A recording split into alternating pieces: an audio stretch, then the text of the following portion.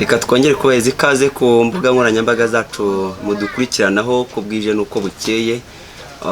Tubashimira kubwo gufatikanya natwe mu bikorwa bitandukanye. Ubwo twinjiye muri social media tukavuga ibikorwa bitandukanye, tuba tuvuga uburyo ki bareba ibiganiro bakabikunda, ubwo ni like, bakabisangiza abandi, ubwo ni share, sibyo? Ariko ubwo umuntu ukora ibyo bintu ni waho wundi barabanje no gukora subscribe. So turabashimira yuko mubana natwe mu bikorwa bitandukanye, mugafatikanya natwe mukora subscribe. Nibwo buryo bwiza bwo kudushyigikira nk'urubyiruko, kandi nkuko natwe twabera amaboko mukatubera yandi. Kora rero subscribe bitewe nawe urimo gukurikirana kino kiganiro. Ni uri kuri Voice TV Rwanda, turagushimiye. Uyu munsi twanze kubagezaho ibyegeranyo ngo mwumva amajwi mu burabantu. Uyu munsi twanze kwiyiziye twajyaga dukora ibiganiro dufite abatumirwa mukabareba, twebwe nimutubona ariko mukatwumva. Mwabaga mufite abatumirwa kano gaciyemo abaga bafite abatumirwa mukabareba, ariko noneho uyu munsi akenshi biterwa n'abantu batendanye nabo cyangwa nabo wicaranye nabo. Okay. Hanyuma rero uyu munsi byabaye ngombwa yuko hari ingingo nyamukuru twateguye turi buze kuganiraho, ariko bikaba ngombwa yuko noneho tuza kuyiganiraho tugatumira umutumirwa kuri Voice TV Rwanda nkuko natwe tujye dutumirwa ahandi. Sibyo? Uyu munsi uri twumutumira.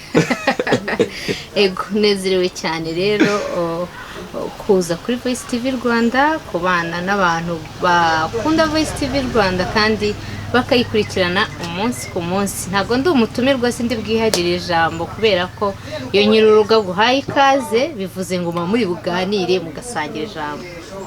Okay.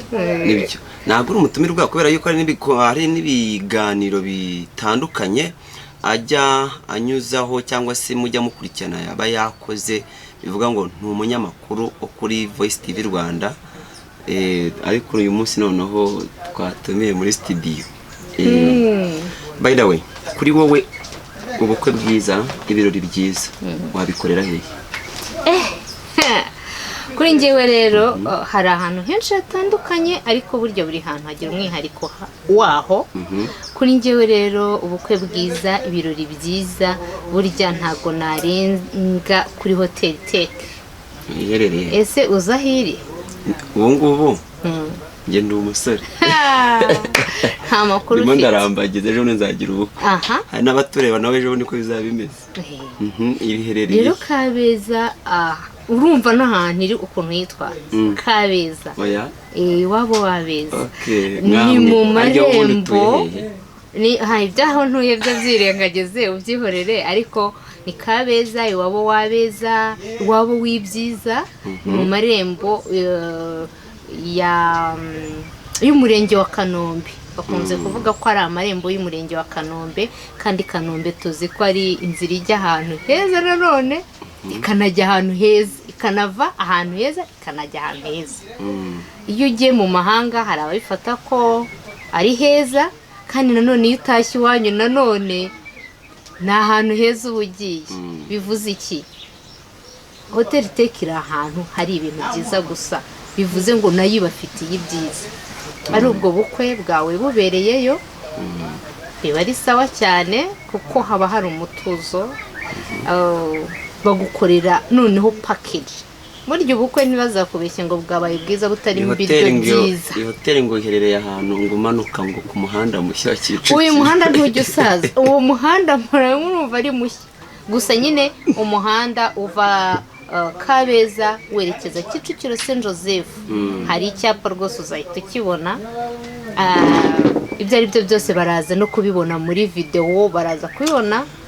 Okay. Ubwo abantu barimo gutegura amakwe, bride shower, wahakorera anniversary, graduation party, ibirori nk'ibyo ngibyo ushobora kuza bigacamo.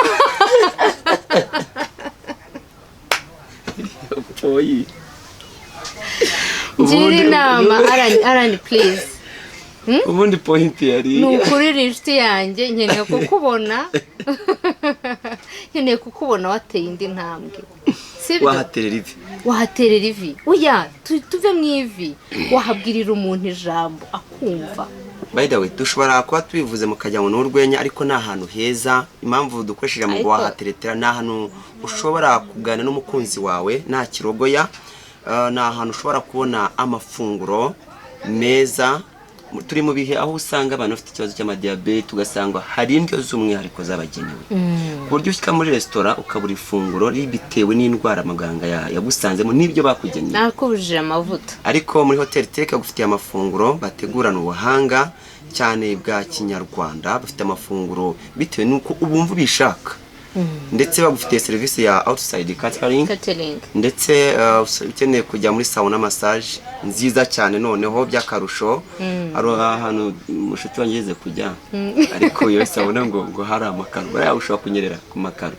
Ariko yo kuntu yubakitse kunayibonye hano ni mu buryo bwa Kinyarwanda koko. Yego.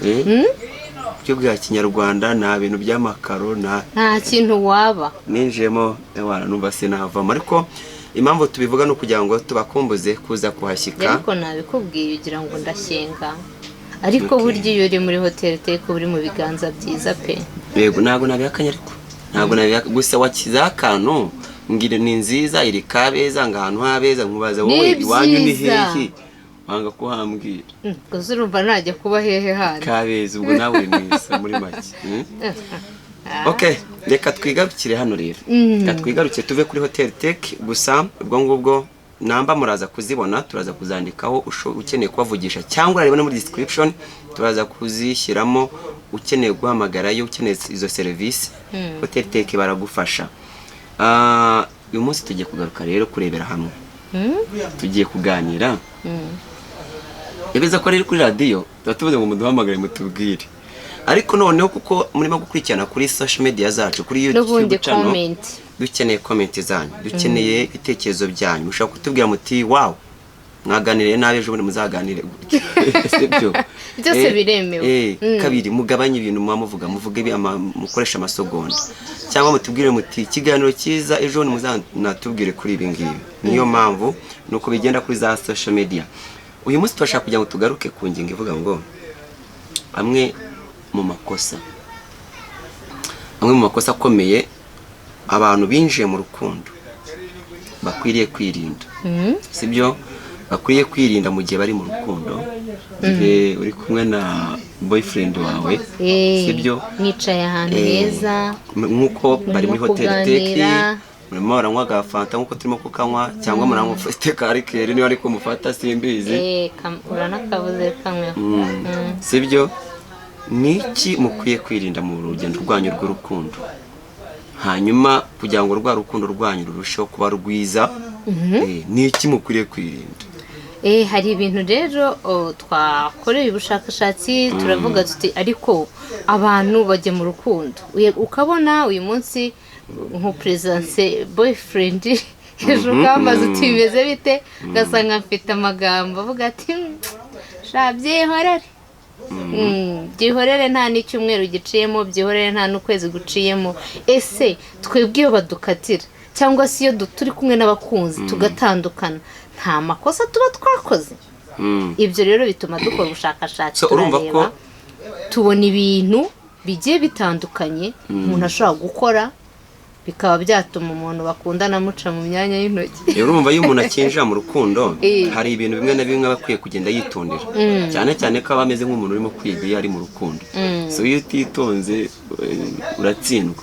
Kimwe rero mu bintu bagomba kwitondera niba ukundana n'umuntu nta mpamvu yo kujya wicara buri munsi ngo ngewe ngo umuntu ngo twakundanaga ngo urabona ngo Sara ngo byagendaga gutya. Urambwira Sara uyu munsi niba uri kumwe nanjye Shifa urambwira Sara ngo bigende bite? Bivuze iki? Bivuze ngo wa mukobwa ari bwumve yuko ugifite Sara mu mutwe wawe. Nukomeza kumumubwira bazajya avuga ati ariko hari ikintu ibyo ari byo byose ntakora kigeraho Sara yageraga. Azageraho rero yumve ko mu by'ukuri ntago ari byiza. Ntago ari byiza kuhora ubwira umuntu runaka kandi uwo yavuye mu buzima bwawe urabizi ko yabuvuyemo, hari n'impamvu wateye intambwe ukajya ku wundi muntu. Rero hagaciro uwo muntu wituma abaho nk'aho ari mu gicucucucu cy'uwundi muntu udahari. Muri make si byiza kuba mu gihe murimo kuganira wagenda ugaruka ko mwakundanye. Niba udukurikiranye uri umusore uri umukobwa, si byiza yuko uganira n'uwo mukundana ariko amarangamutima yawe ukayamwima, ahubwo ukongera ukayajyana kuri wa wundi mwahoranye ukajya ugenda umunyuriramo. Siko bimeze. Ikindi cya kabiri, umuntu aba akwiye kwitonda mu rukundo rwe ari kumwe n'umuntu.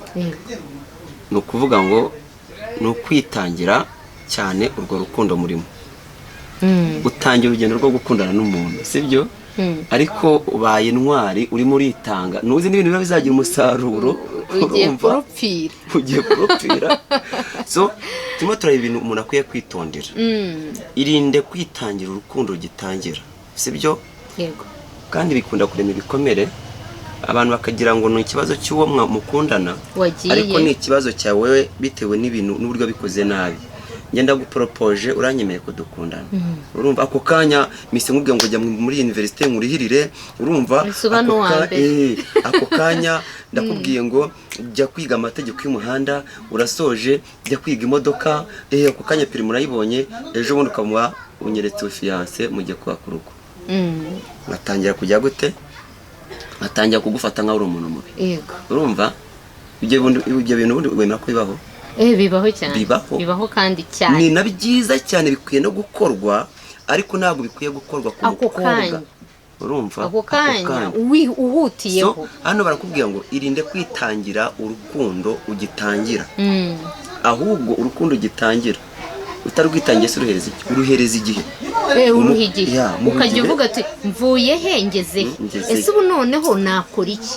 Ego n'umwana agira igihe avukira agakambakamba, sibyo? Arabanza akonka, akiyubika, akiyuburura. Niko ababyeyi ibyo ari byo byose baraturusha uko steps z'abana zigenda zizamuka, akagera kugiye noneho ahaguruka. Ibyo bihe byose anyuramo ni kugenda umumenyera ngo ageze kuri iki kigero, ubu noneho namuhiki. Ikindi urumva ko nujya kubicunga neza, uriya mukunzi naguma muri ku murongo umwe, ba waramaze kumusiga wowe, sibyo? No kuvuga ngo we icyo washakaga yaremeye, ubundi ukavuduka ko twagiye. Ariko abahanga avuga ko biba byiza kugenda ku murongo umwe, nimusiganwe, ushobora kuba ari ibyo umurusha, sibyo? Ako si byiza ko ugenda ku muvuduko uzaguteza ibikomere. Muhe igihe, muganire, umubone akubone, sibyo? Hanyuma icyo gihe numara kubona yuko hari umusaruro koko bizatanga, utangire wumve uti ndashaka ko ujya kwiga amategeko y'umuhanda.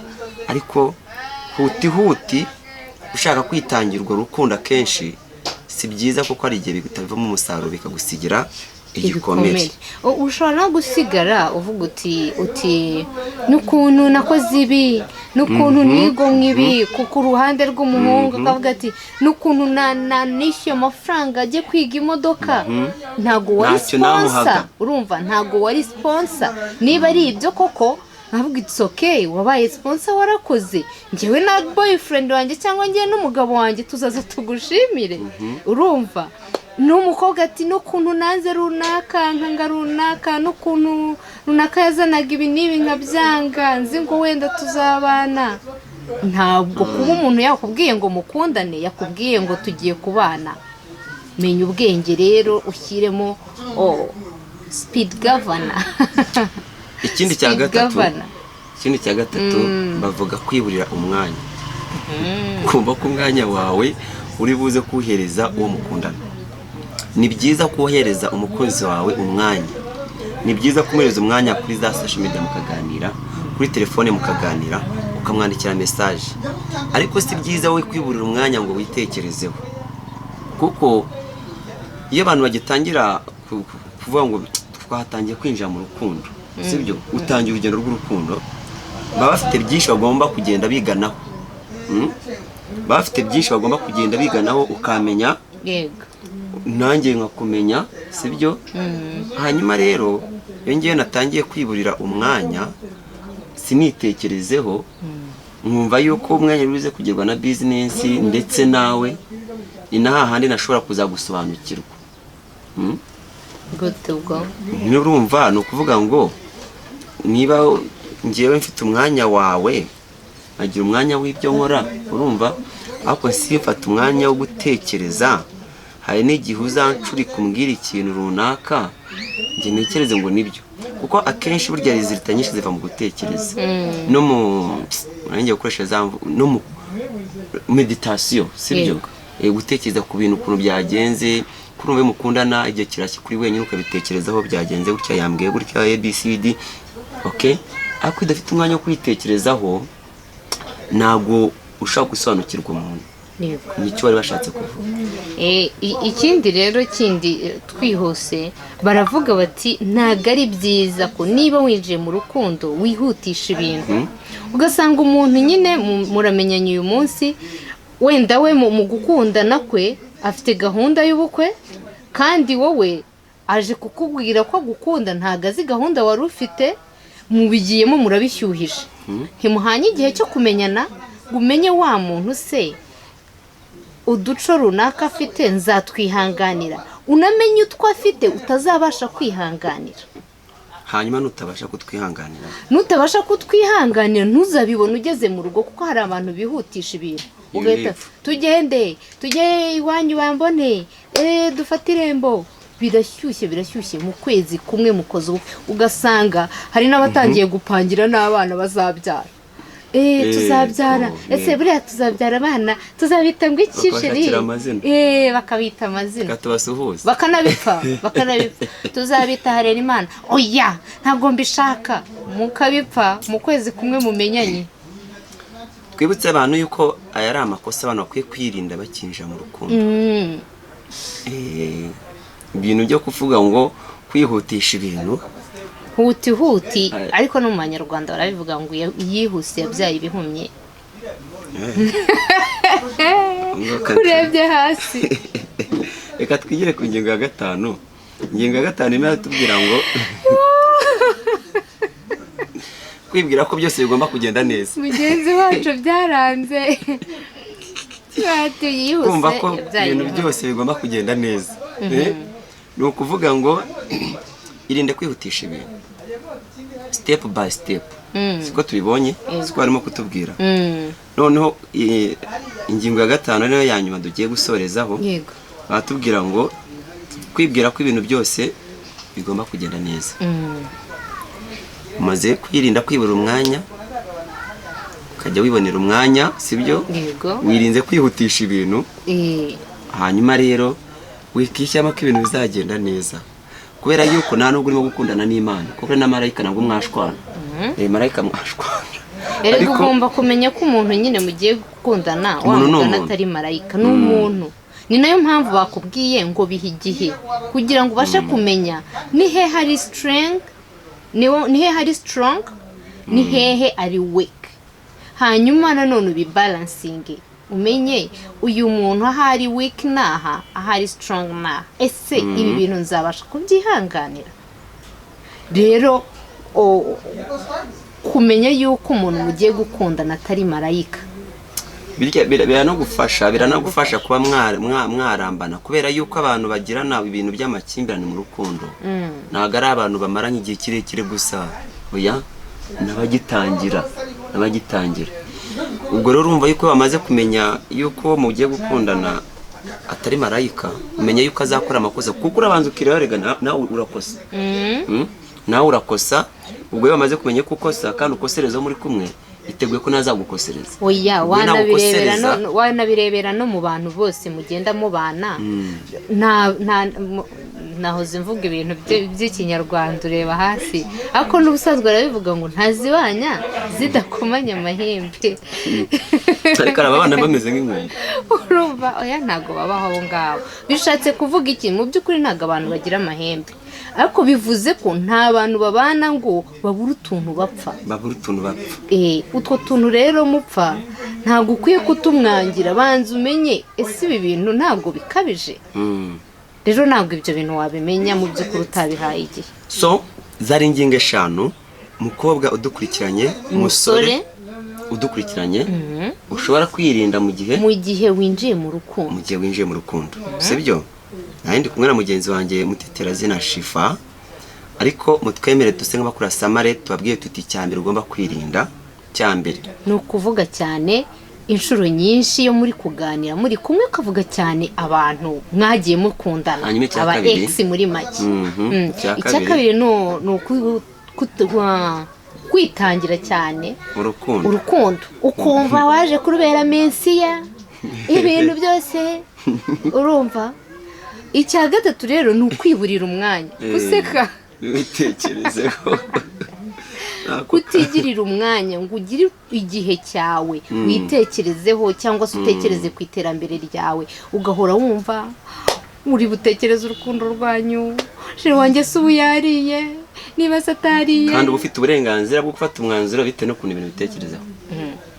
Hanyuma icya kane ni ukwihutisha ibintu kumva ko ibintu byose bigomba kuba huti hari defo y'abasore ukajya kumva umuntu araguhamaye uramwitabye alo rero buriya kuva kera naragukundaga ariko nkanga kubikubwira kuko nari ntarabona amafaranga urumva ukagira ngo aje kugura inka mu isoko cyangwa ikindi kintu. Hari ikindi ngiye nshobora kugutangamo pasi cyangwa akakubwira ngo naragukundaga ngo ariko nkatinya kubikubwira kuko nari ntaragira gahunda ukumva wamubaza uyu munsi wayigize ayishu wanjyewe ndayifite.